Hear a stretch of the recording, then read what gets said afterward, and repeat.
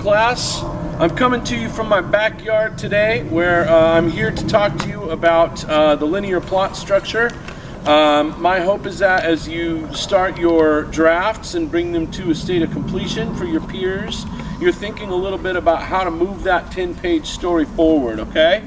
So I'm trying to talk loud because my son's operating the camera here, so hopefully you'll be able to hear me.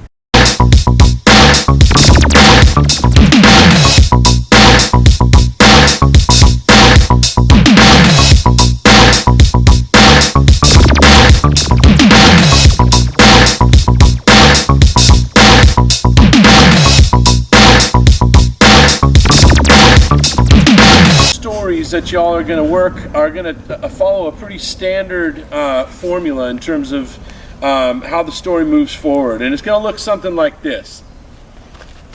It's going to start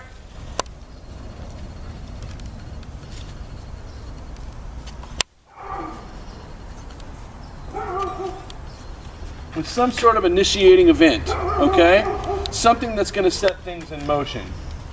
I'm going to put this dotted line here because typically in a story you may also need to have what's called exposition. Okay? So this is the first main event in the story, but maybe prior to that you're going to need to have some other things that go on in your story, such as where are we? Who are the characters? What's going on at the moment when this thing happens, okay? All this exposition means all the stuff we need to know before the story can start moving forward properly, okay? So we'll get back to exposition. This is our initiating event, and what you can expect to see from most stories are a series of crises that look something like this. Something else happens. Something else happens. Like so. That move forward. Now these crises are plot events where the main character is met with some sort of an issue that he or she or it has to overcome, okay? So the main idea, the plot moves forward, connecting the dots from crisis to crisis until we hit the climax. Okay? And the big sexy climax is when the main character is either overcome by or overcomes whatever the main conflict is. Okay? So I'll give you a couple examples of this. That we have some sort of initiating event. Think of Star Wars. And you could think of probably a number of initiating events, but the main one that I can think of is when Luke gets the message that pops out of the droid saying, "Help me, Obi-Wan Kenobi, you're my only choice." And all of a sudden this sets him on a series of other kind of crises where he meets up with different difficulties. He goes to the Death Star, he gets caught in the trash compactor.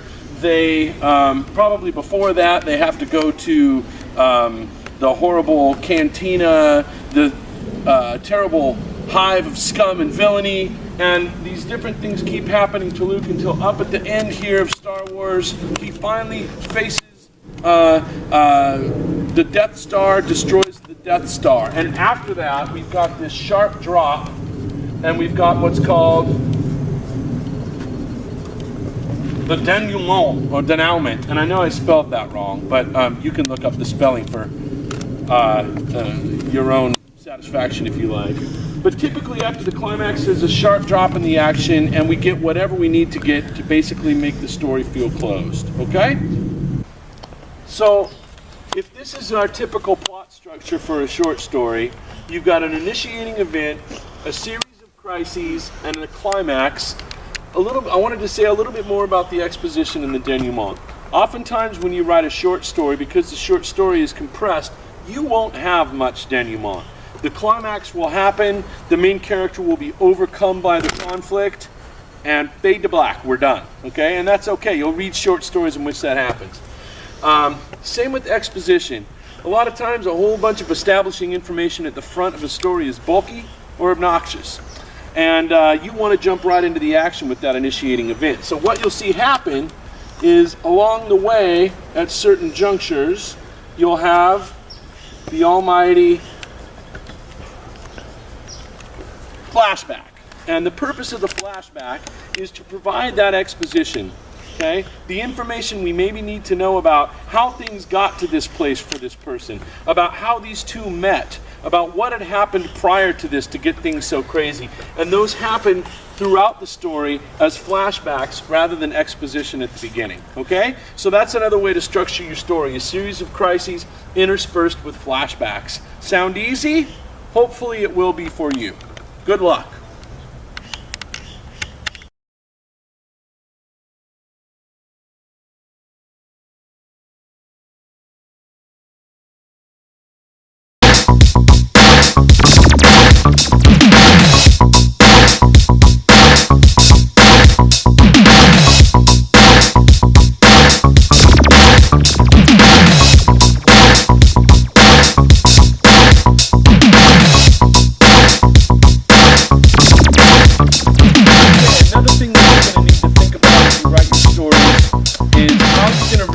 Information to your readers, okay? Minot goes over 3 of these ways, and I wanted to talk briefly about each of them.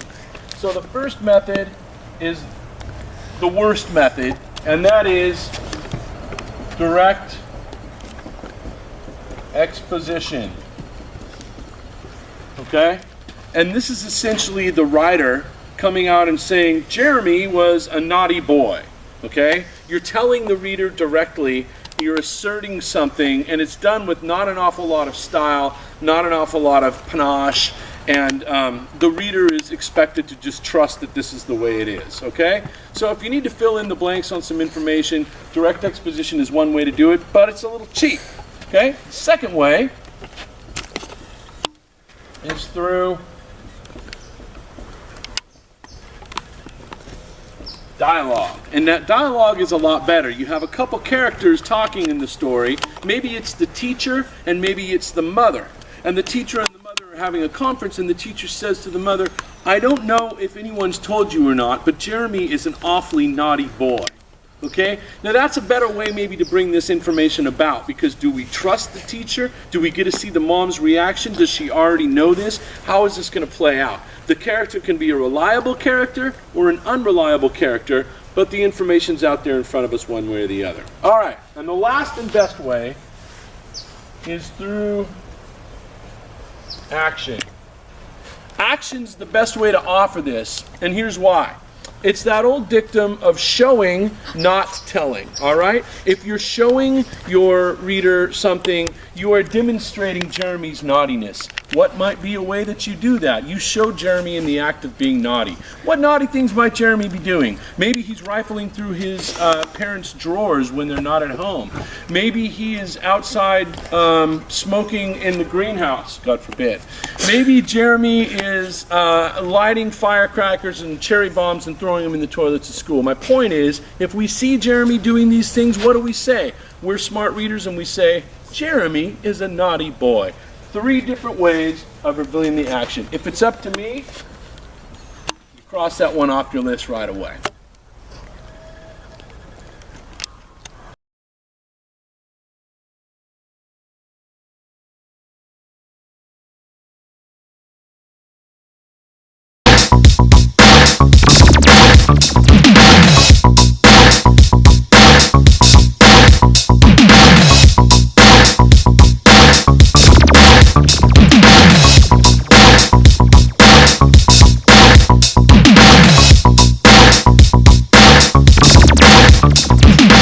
There's our 2 main characters, Dodo and Miss Gray. We'll call it Dodo and Miss Gray Go on an Adventure. Great story title, huh? Get that one, Dodo. Get the cat, Dodo. Jeez Louise. This is going to be some story, I can tell. There's a lot of rolling around in this story, isn't there? And then they roll around some more. All right. Focus over here. Okay, are we ready to begin? Yes. Ladies and gentlemen, I give you Kent's judicious limitations. So for your first short story that you write for me, I'm going to impose some of these rules that shrink down the options of what you have a little bit. There is a method to my madness. I have a reason for why I'm doing this. I want you to try to write some stories that don't get away from you here at first. So the first rule is that nobody gets to die. That's right. Everybody in the story gets to live. A lot of times students early on feel like for a story to be meaningful or engaging, they've got to have several people die as if it's Hamlet. Not so. Everybody lives in this story. Second of all, nobody gets to have special powers. So that limits, superheroes and the supernatural and all that kind of stuff. That's genre work. I want you writing this story in the parameters of the real world, which leads to number 3, the setting being real and limited. This takes place here. It takes place on Earth. It doesn't take, try not to have this take place in some imaginary underground fortress, that's run by a colony of ants or something like that. Let's try to keep this in the real world, folks. Similarly, don't let your characters get away from you. Try to limit your story to 2 or 3 main characters that carry the action. If you think of the stories that we've read, Escapes and Rwanda, they're limited to a couple main characters and maybe some side characters who come in to help flesh out the plot. 2 to 3 is probably just about right. Also, those stories will reveal a short timeline. Okay, so this can't happen over the course of a young person's life. We're talking about somewhere from a few hours to 3 days. Perhaps in 5 to 8 scenes is probably going to be plenty for you. And finally, the main character is winningly flawed. Okay? What do I mean by that? Winningly flawed. I've had too many stories written by students in which the main character is some sort of grandmaster assassin who comes in and is completely James Bond undefeatable, and it frankly becomes boring. If the character doesn't have some flaws or some ways to perhaps grow throughout the story and change, we're probably not going to be very invested in that story. So give them something to grow from at the beginning and try to find some way to transform the character in a small way as we move from start to finish. There you go. Those are Kent's judicial limitations. Enjoy and write me some great stories.